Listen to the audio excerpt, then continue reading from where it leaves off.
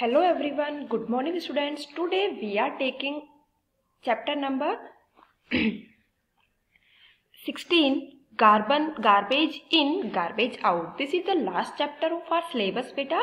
इसके अंदर हम देखेंगे कि क्या हमारा गार्बेज होता है, कैसे हम गार्बेज को इन करते हैं, किस तरह से हम गार्बेज को आउट करते हैं, आउट करने के बाद में उसका सेपरेशन कैसे होता है, किस तरह से वो हमारे यूजफुल हो सकता है गार्बेज, कौन से कंपोनेंट्स ऐसे होते हैं गार्बेज के जो हमारे लिए यूजफुल नहीं होते हैं।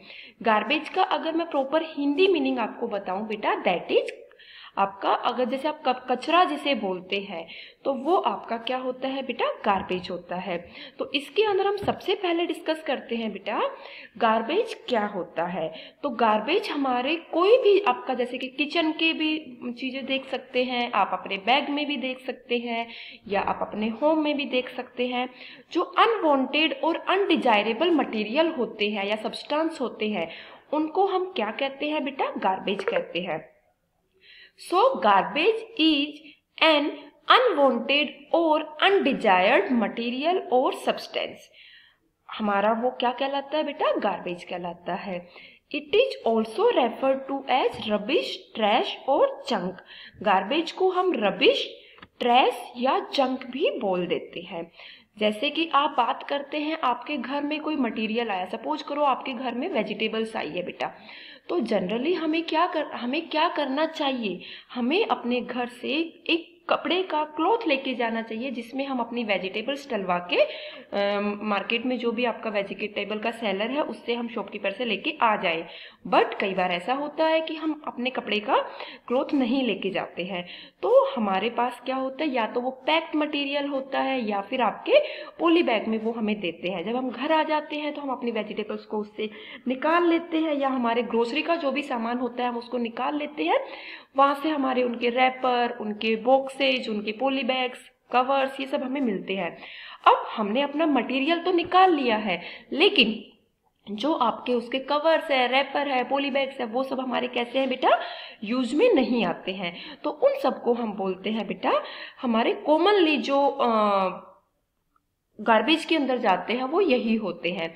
तो हमारा जैसे बिन बैग होता है, सबके घर में डस्टबिन होगा, उस बिन बैग में आपको कुछ इसी तरह की चीजें नजर आएंगी। कुछ आपके चॉकलेट्स के रैपर होंगे, कुछ आपके बिस्किट, वेजिटेबल्स, कॉफी बोतल, कुछ भी जो भी आपके होंगे। तो कॉमन रबिश हमारा बिन बैग के अंदर ऐसे दिखाई देता है। जब हम उनको बाहर क्या कराते हैं, जो हमारा गार्बेज का जो बड़ा डस्टबिन का डिस्पोजल बैग होता है, जो हमारे जगह जगह पे, हमारे यहाँ पे आप देखेंगे तो जगह जगह पे नगर निगम के थ्रू भी हमारे बॉक्सेस बनाए हुए हैं।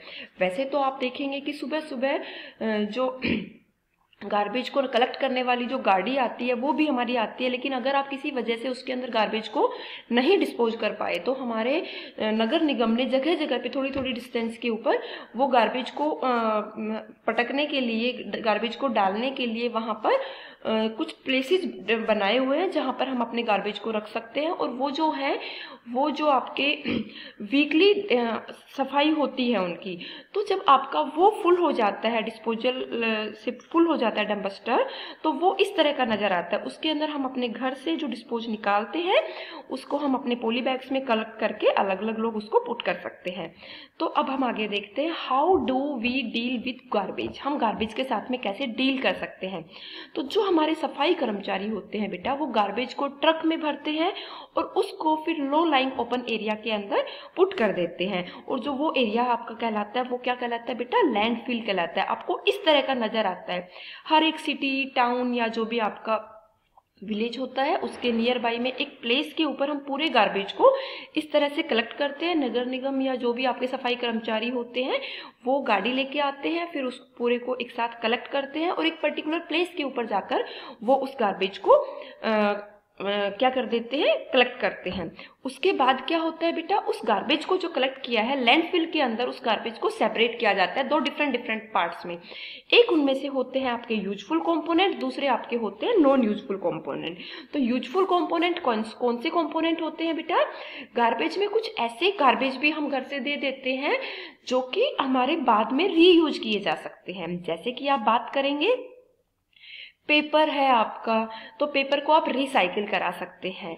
काऊ का डंग है, आपके बहुत सारे लोगों के घर में काऊ होगी या फिर हमारे बफेलो होती है, उनका जो डंग होता है वो भी आपका यूजफुल कंपोनेंट्स के अंडर आता है।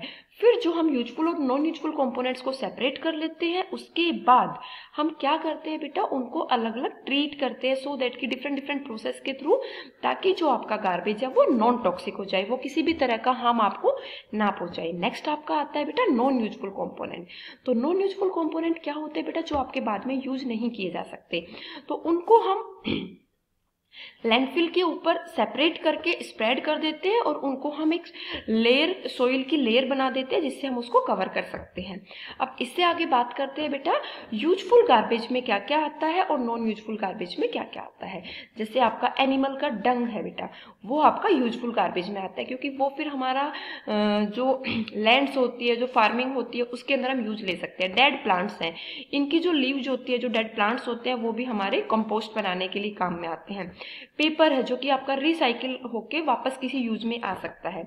अब इससे आगे हम देखते हैं बेटा कि किस तरह से हमारा जो ये कंपोस्ट जो हमारा गार्बेज होता है वो कंपोस्टिंग के मेथड में किस तरह से वो कन्वर्ट होता है। तो बेटा हमारे पास क्या होते हैं, कंपोस्टिंग का प्रोसेस क्या होता है, कंपोस्टिंग क्या होता है, converting plants and animal waste including that from kitchen into manure. Manure क्या होता है बेटा, जो आपका नेचुरल कंपोस्ट होता है, नेचुरल जो आप खाद में आपके फील्ड में, आपके गार्डन में, आपके प्लांट्स में आप जो फर्टिलाइजर और मैन्योर दो चीजें होती है। फर्टिलाइजर जो होता है वो केमिकल सब्सटेंसेस होते हैं और मैन्योर जो होता है वो आपका नेचुरल सब्सटेंसेस होते हैं।